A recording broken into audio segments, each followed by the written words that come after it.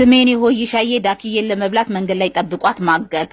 ከዛ ቤቱ መጥቶ ውሃ አፍልቶ ሊገነጣጥላት። እቺ ዳክዬ ነቃችና ደብድባው እንደዚህ ግጥም አርጋ ከእንጨት ጋር አሰረችው። አፉን በማስክ ሸፈነችው። ከዛ ዞር ስትል ስሜኔ ለማን ይደውላል? አንበሳ። አንበሳ ቤቱ ሻይ እየጠጣ እየተዝናና ነበረ። ድረስልኝ ሄልፕ ሚ ስትለው ስሜኔ ታግቶማ እኔ ቁጭ ብዬ ሻይ አልጠጣም ብሎ ትጥቁን ታጥቆ ሲመጣ ይሄንን ነገር ዳክዬ ስሜኔ ሲያወራ ተደብቃ እየሰማች ነበረ። ከዛ ቀድማ መንገዱን ቆፈረች። በቆፈረችበት ጉድጓድ አንበሳ ከነትጥቁ ገባ ወጥመዷ ውስጥ። እሱንም እንደዚህ ጎትታ ይዛ መታ ቤቷ እንደገና ስር አርጋ ዞር ስትል ብልጥነች ዞር ትላለች። አንበሳ ደግሞ ነብርም ቤቱ እየተዝናና ነበረ። እርዳኝ አንበሳ ታግተናል እኔና ስሜኔ ሲል አንበሳ ደግሞ ማንን ያመጣል?